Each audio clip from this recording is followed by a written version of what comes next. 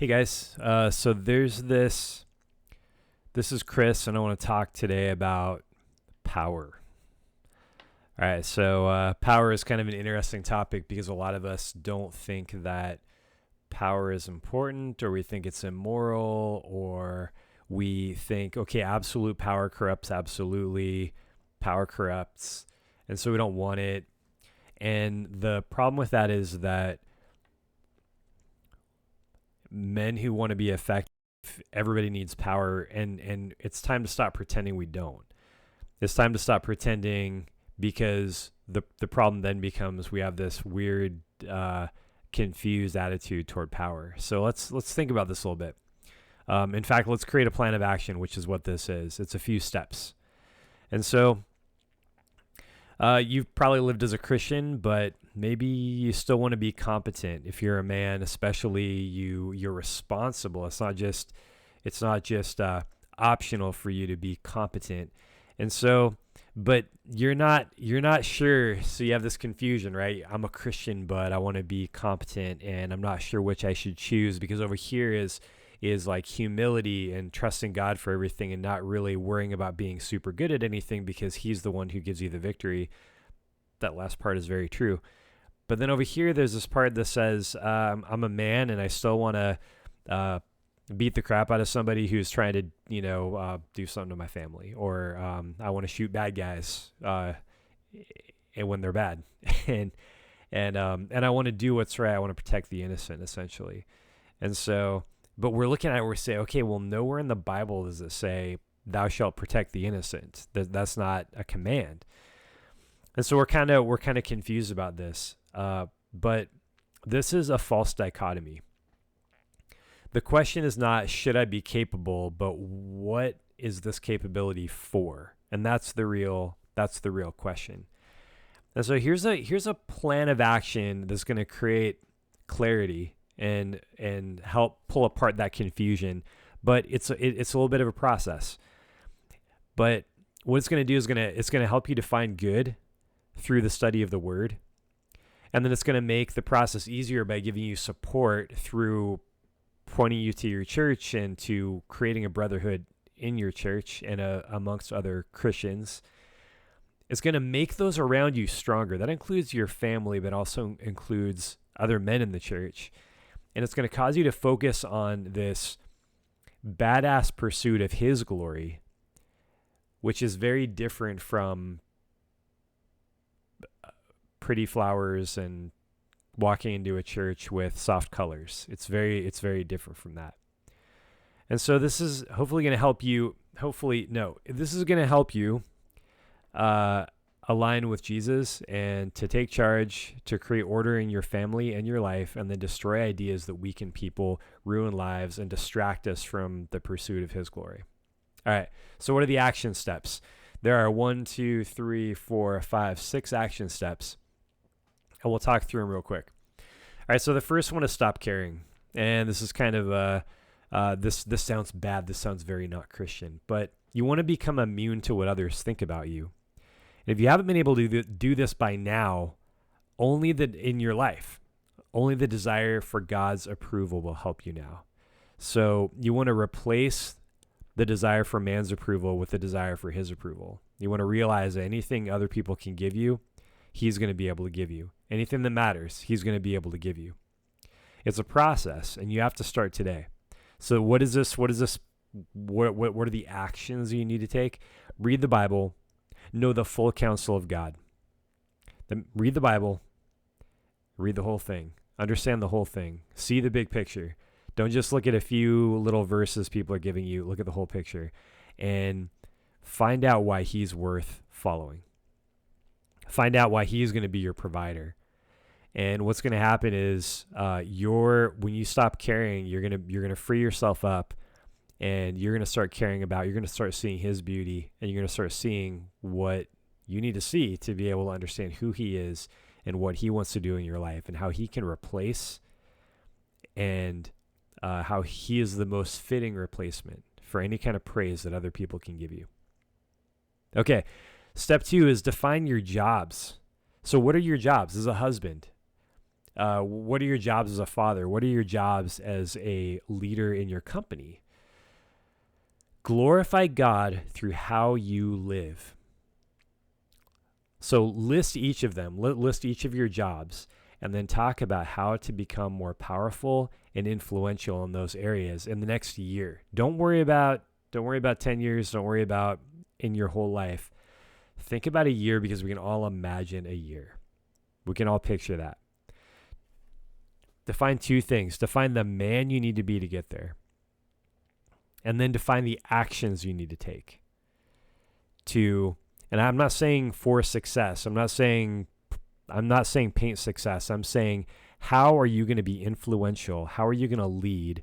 How are you going to gain more power in the relationships that you have? How are you going to do that? What kind of person do you need to be? What kind of man do you need to be? What mannerisms do you need to kill? What kinds of emotions do you need to really bring in check? This is a very disciplined approach. This is going to make you change. And it's not about primarily changing the people around you. It's about changing yourself first.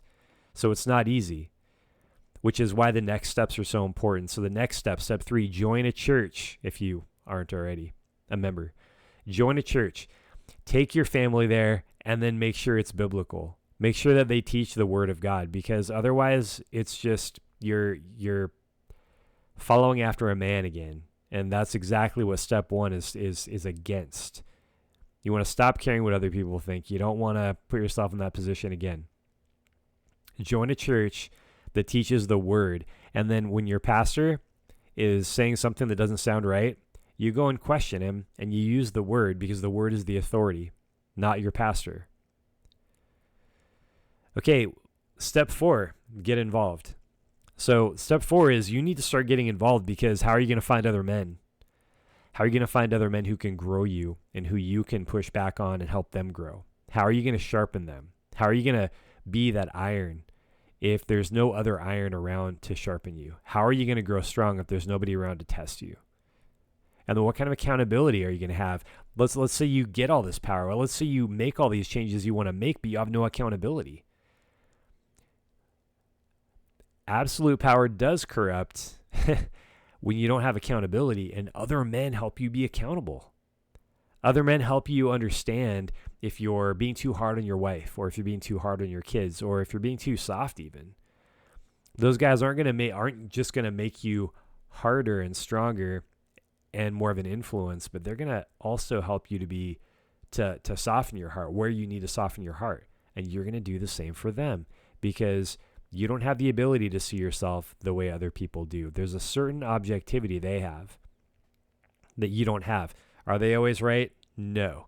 You want guys who will know you, and we'll talk about that in a second. But you need to get involved, right? Join the church, get involved, start meeting people, find out what men are doing at the church, and get involved in that. Support what's going on there. Get involved in it. That's the first step after you join a church, getting your family there and then getting involved. All right. Then you want your daily briefing. And that's really, some people call it daily devotions, but I don't know what that means. And so what I call it is daily briefing. I read the word. I read a couple of chapters usually in the Bible. I'm going through the Bible. Usually there's some kind of like devotion on my Bible app that I'm going through, sometimes with other guys. And then I'm also reading a plan that takes me through the Bible. And then I spend time praying, and then I ask God, what's next? I ask God, help me today. Sometimes I pray through my calendar, but basically you need that daily briefing. Take stuff to him in prayer, your list, especially your list of those things you wrote down. Remember in step 2, define your jobs.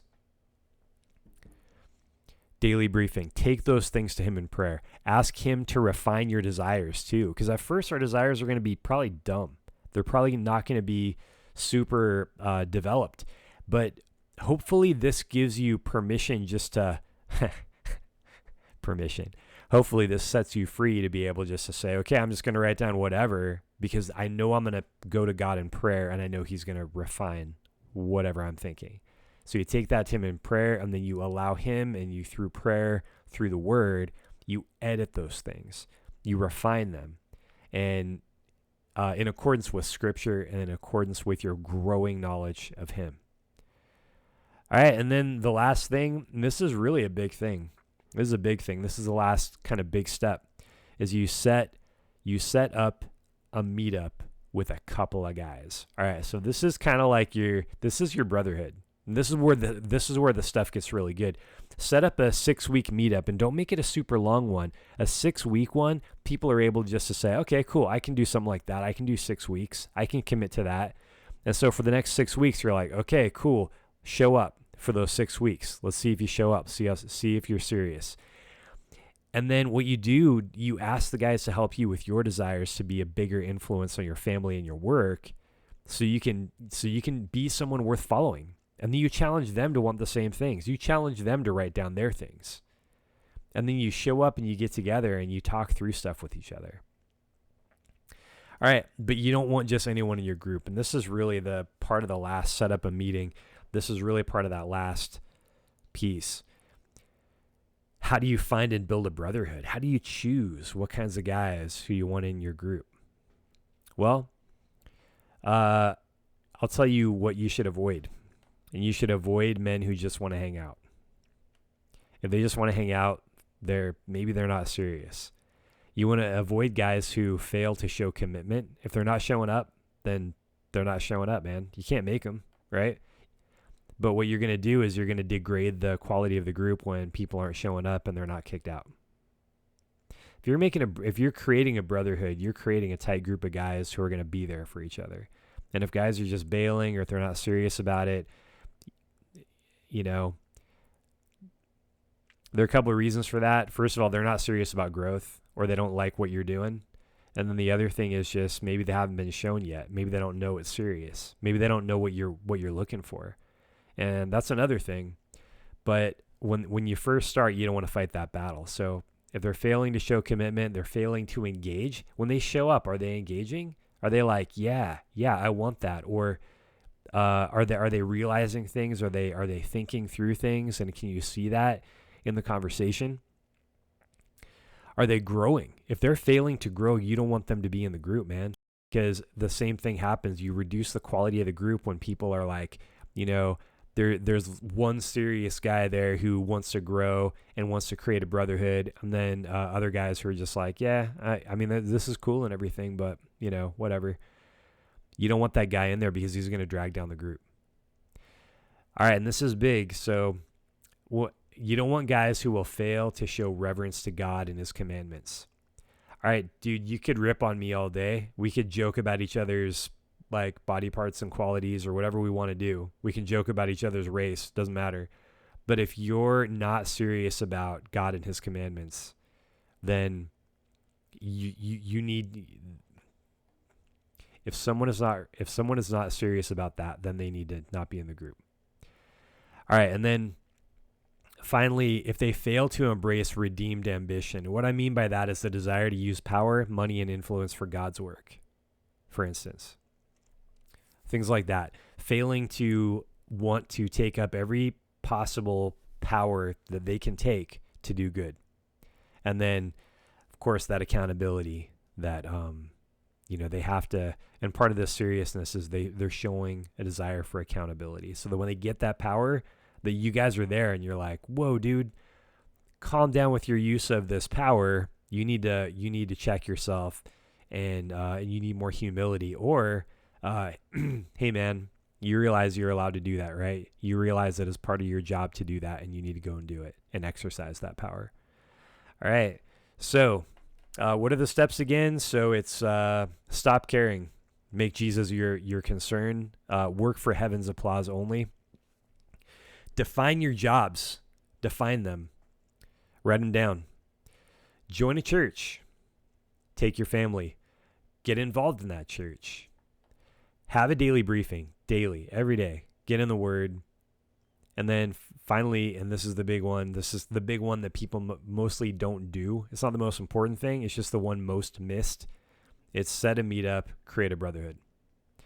All right. And then finally, we need to remember that this is about God's glory and not your glory. There's no point in having power if it doesn't glorify him and if it's not brought into subjection to him, because then it's going to go wrong. All right. You're either a part of that, a part of what he's doing, or you're just wasting your time and you're moving in the direction of weakness.